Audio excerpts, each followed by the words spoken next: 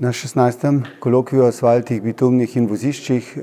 na tradicionalnem dogodku Združenja asfalterjev Slovenije, ki ga organiziramo vsaki 2 leti, smo obravnavali tradicionalne teme, kot so materiali v asfalterstvu,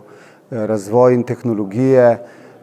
govorili smo o inovacijah v asfalterstvu in seveda obravnavali tudi gospodarjenje z vozišči. Poleg teh običajnih tem pa smo kot 3 ključne tematike na letošnjem kolokviju pa uvrstili javno naročanje v povezavi s kakovostjo, digitalizacija panoge 4.0 in pa ugled gradbene panoge v Sloveniji. Če grem po vrsti, glede javnega naročanja s kakovostjo je na kolokviju prevladalo stališče, da če omejujemo na razpisih cene navzgor, jih moramo tudi navzdol, predvsem pa moramo upoštevati funkcionalne razpise, kar pomeni, da na osnovi funkcionalnih razpisov določimo optimalne izvajalce, ki lahko dobijo delo, tudi če nimajo najnižje cene. Kar se tiče digitalizacije, imamo 2 smeri razvoja. Ena je pri projektiranju, kjer ugotavljamo, da je potrebno za to, da bi s polno mero uporabili novo tehnologijo BIM, izdelati popise za celotno področje gradbeništva. Na področju asfalta imamo to sicer narejeno, ampak vemo, da so redki razpisi, kjer je samo predmet asfalta, predvsem je pa BIM mišljen za bolj kompleksne naloge. Kar se tiče digitalizacije pri izvedbi del, pa je zelo pomembno, da se stroji, ki se uporabljajo, asfaltni obrat in celotna logistika, ki je pri asfalterstvu, da se to poveže v eno platformo in da se uporabi ta orodja, ki jih imamo na voljo. Šele ko bomo imeli projektiranje in izvedbo v celoti pokrito, potem bomo lahko govorili o digitalizaciji v polnem pomenu besede in bomo lahko tudi zagotovili, da bo panoga veliko bolj učinkovita. Morda najpomembnejša tema tega kolokvija pa je bil ugled gradbene panoge.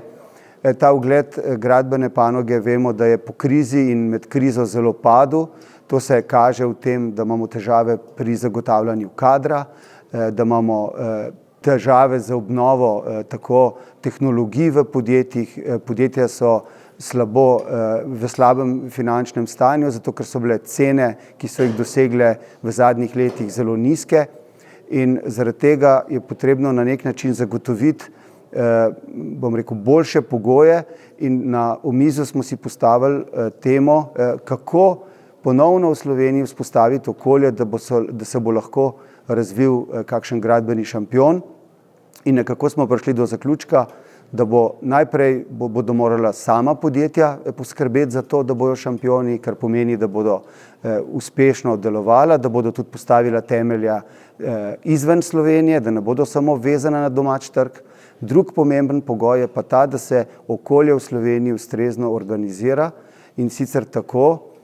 da bo se vedlo, katero ministrstvo je pristojno za področje gradbeništva, da bo vzpostavljen ustrezen direktorat za gradbeništvo in da bodo tudi ostali naročniki, predvsem ti večji, med seboj komunicirali, da bo vzpostavljeno komuniciranje med vsemi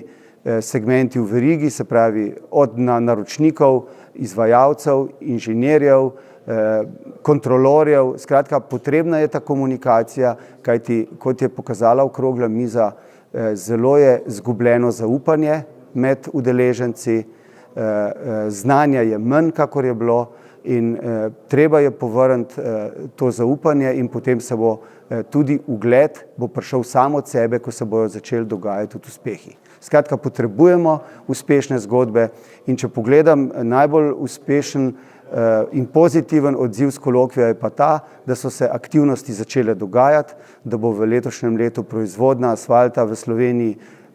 nekje okoli 1,8 milijona ton vročih proizvedenih zmesi, kar je tista meja, ki si jo želimo, ki bo nekako zagotavljala ustrezno dovolj proizvodnje, da bomo začeli